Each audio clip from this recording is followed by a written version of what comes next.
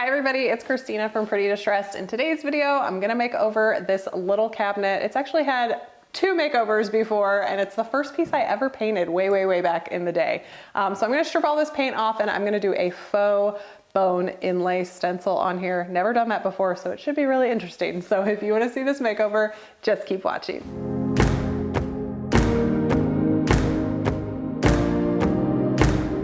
So this little cabinet is the first piece of furniture I ever painted. A couple of years ago, I did like a really textured finish on it, and it's kind of chipping off a little bit. This has been in my kids' playroom, so it has seen better days. And I've always wanted to do a bone inlay stencil, but the thought of doing that on a big piece kind of overwhelms me. So I thought this would be a great project to start off the new year, kind of get my feet wet, refinishing furniture again and talking to you guys on camera. So I have these really cool stencils from Sloan, and I'm gonna do some YSL paint, I think, today. But the first thing I need to do is strip all of this off because we have lots of texture, lots of layers. So I'm gonna get my sander out and sand this off. And I'm gonna answer some questions along the way that you guys have submitted on Instagram. So that should be fun. So it's gonna be chatty, makeover, get to know me, and know things about furniture refinishing and content creation. So I have a couple of sanders. I pulled out my Festool since I'm gonna be stripping, and I've grabbed a 60 grit sandpaper, and I'm gonna see how that goes.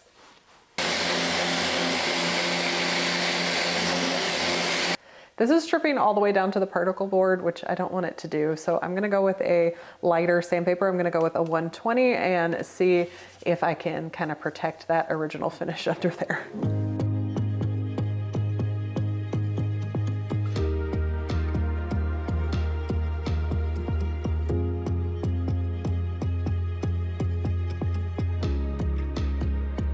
I originally thought this piece wasn't wood, but it is. I stripped through wood in a couple of places, but it has this netting and it's almost like mudded or paper mache'd in a way. It's really weird, but I didn't want to strip through all that because that would have taken forever. So I've just gotten it nice and smooth, and I'm gonna wipe back the dust and add a coat of primer.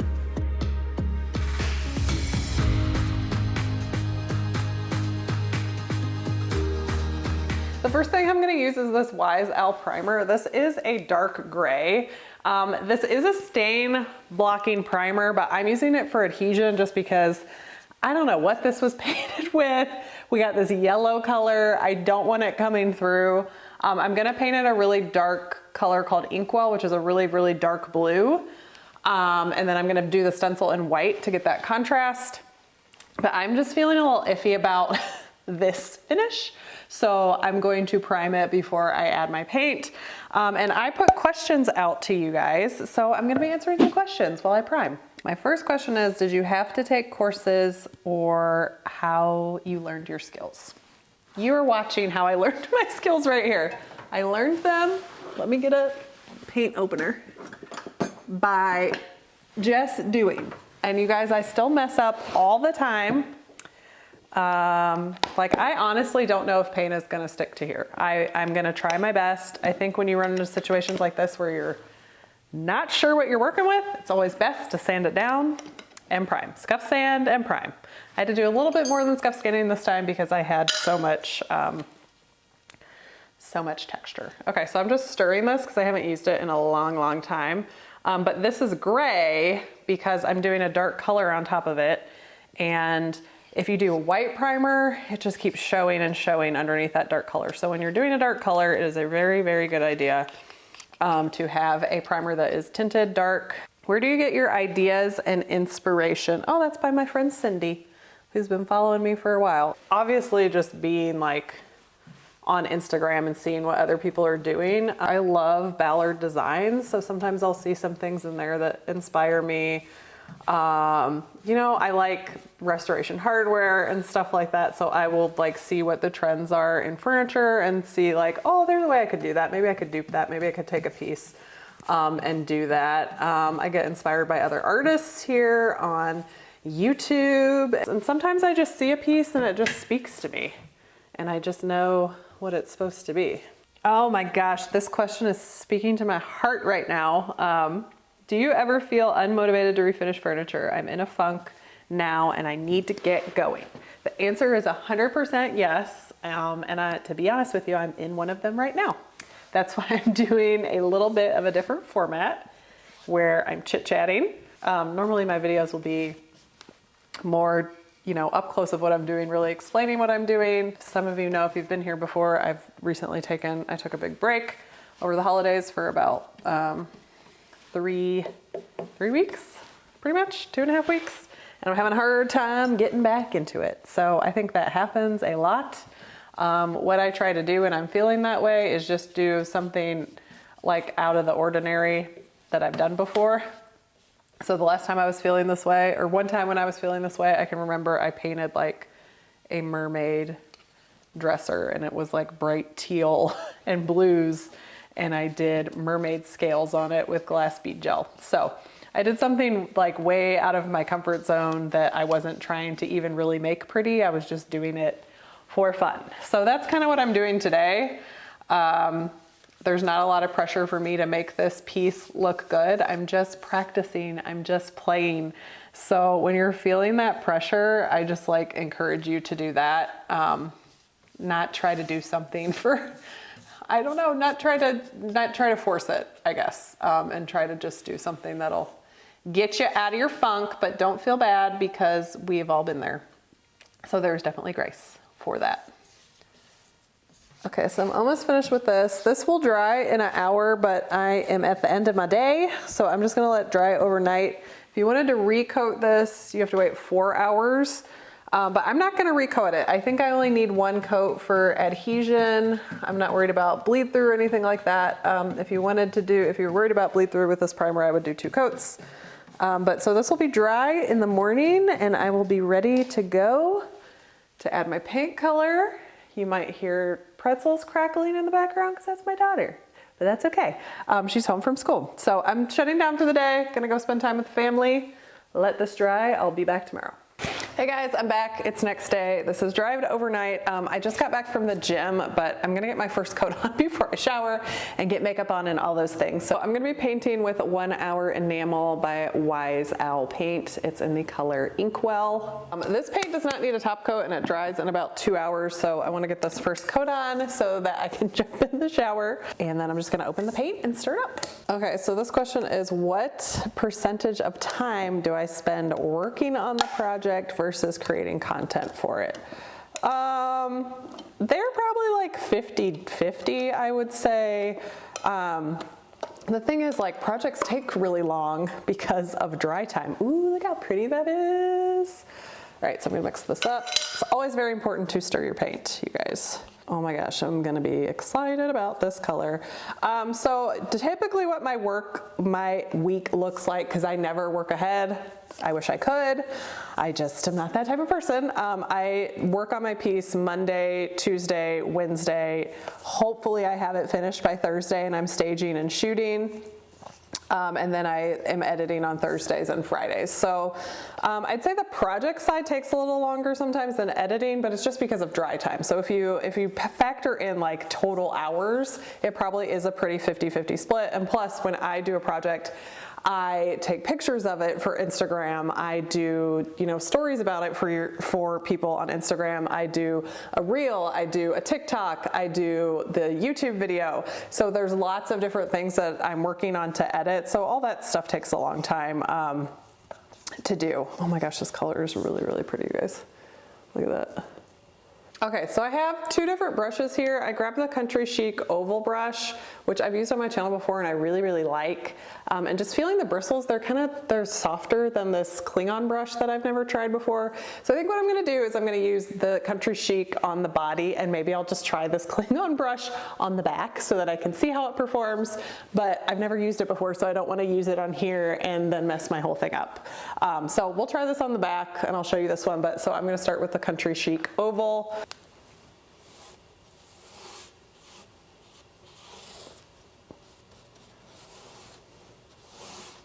And there's no grain on this piece, so I'm just going in the same direction I put the primer on.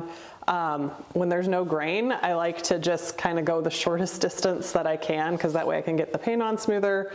And I'm just watching for drip marks as I go. So again, don't let me go back and touch that spot again. Just gotta keep moving forward. So this paint is different from a lot of paints that I work with because it is that all-in-one paint. So you don't want to add water to this or anything like that. You just want to, it's runnier than like a chalk style paint or a mineral paint. And so you just kind of want to get it on. I need to make sure that I'm not dripping on the front there either.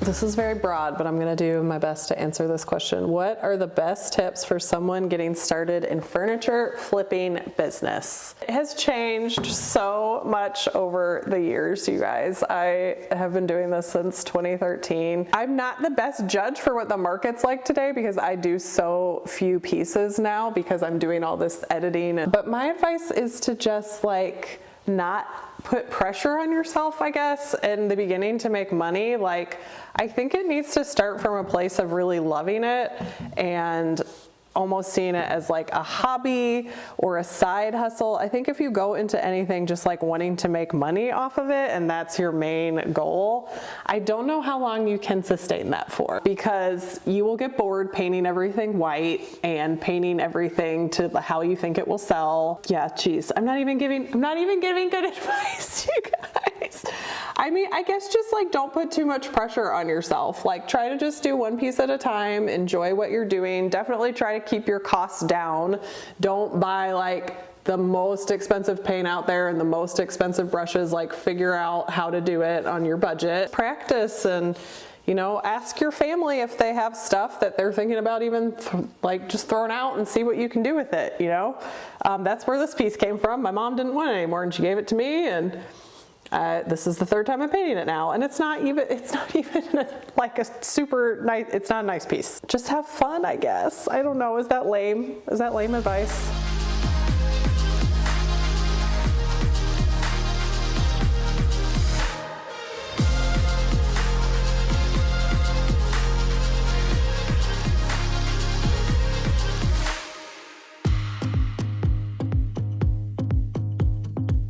Okay, the back nobody sees, so I told you I'd try this Klingon brush here. So we'll see how this does with the 1 hour enamel.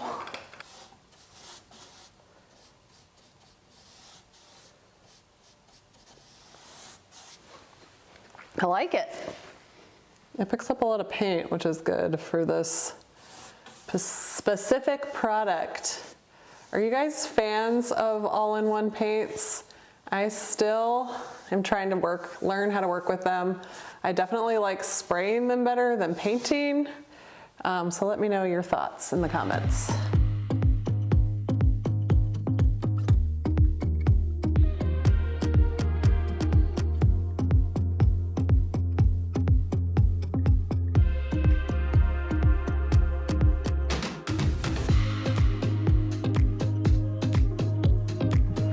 This takes 2 hours to dry, so I am going to go get ready for the day. Hopefully when I see you again, I will have makeup on. I'll be back in a bit. All right, I'm back. It's been 2 hours. Everything leveled out really nicely. I forgot how well this paint levels out. It looks great.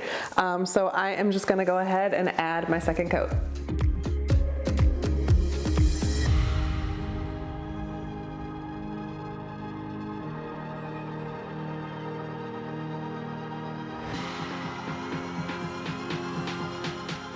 I'm super bummed.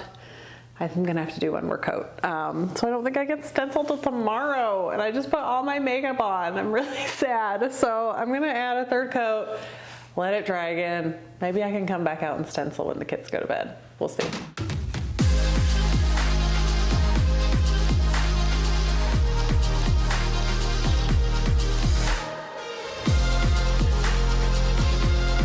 For day 3, my piece is dry, so I'm just gonna start stenciling. There's a lot of different ways that you can do this, but I'm gonna have to kind of map this out on my own. So I think I'm just gonna start playing around with it, and I will answer more questions as we go. So I'm using this Sloan stencil to get this faux bone inlay look. Normally bone inlay is actually hand carved. This comes with 3 different stencils that you can mix and match to kind of create your own pattern. So I'm gonna take them out and give them a look.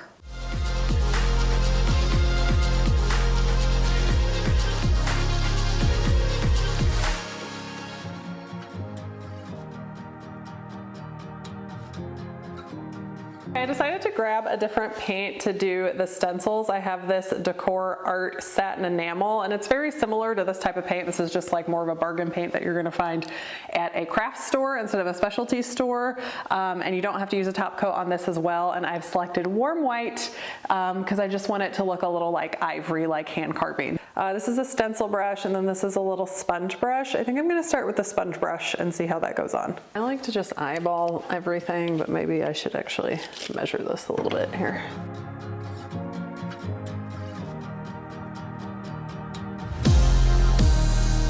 So I'm just gonna get a little bit on here.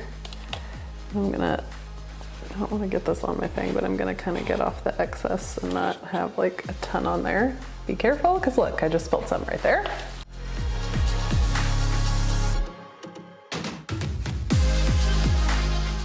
I don't know how much I want to dab and rub. I don't know. I don't really know what I'm doing.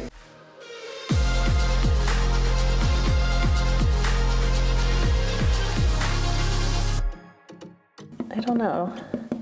Maybe I want to try the brush. Both of these I just got like at the craft store. I don't know. I think I like, do I like this better? I think I like the brush better.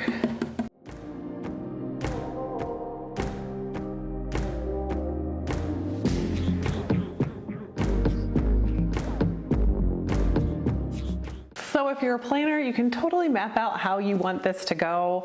I think I'm just gonna just go. Okay, so someone's asking me how I started this business. I've shared this story a lot, but maybe you haven't heard it, so I'll try to do the Cliff's Notes version.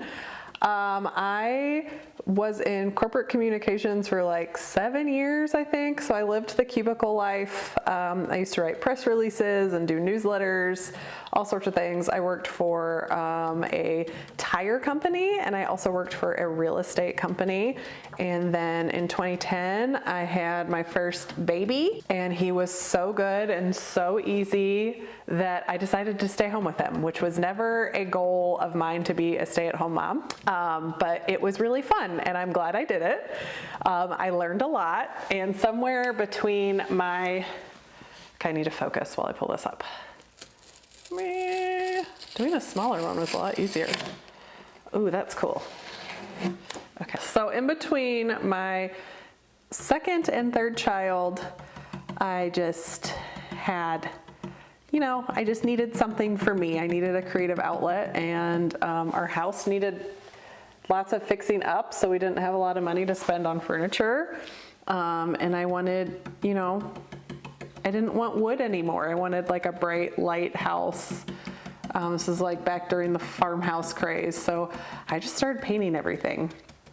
And I had some people that really liked the stuff that I was doing. I started blogging about it. I would share it on my personal Instagram back then, just because I'm a sucker for before and afters.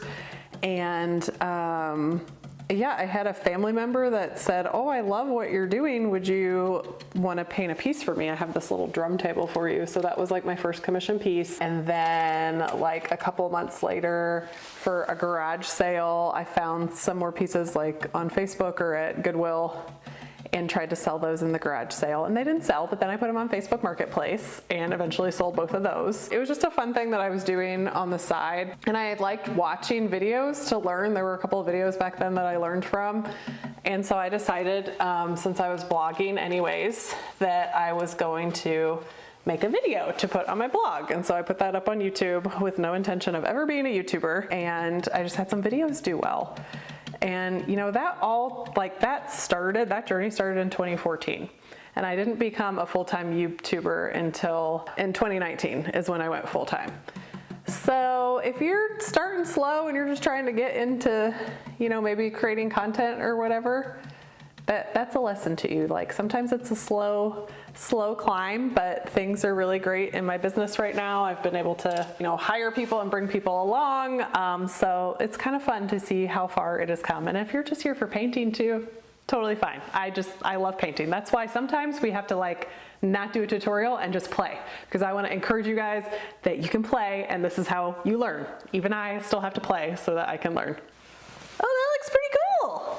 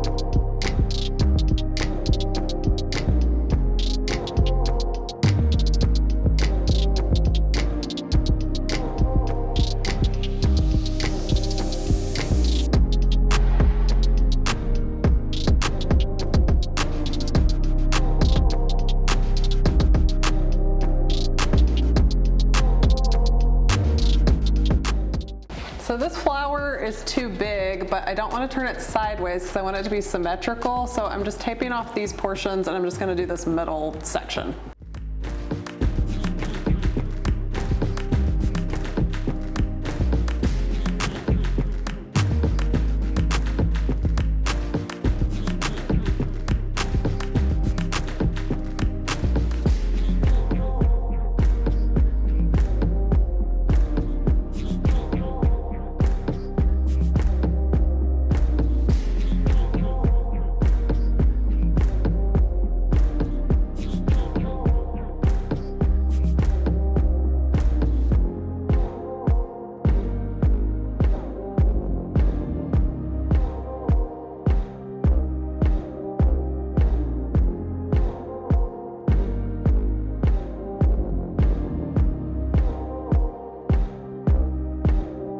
So I am all finished, so you know what we're gonna do now, stage it up and make it look pretty. Here is what I started off with, and here is the after. This is not perfect, but I think it's really cute. From far away, it looks really great. There might be a few little imperfections, but I'm really proud of myself for finishing this one.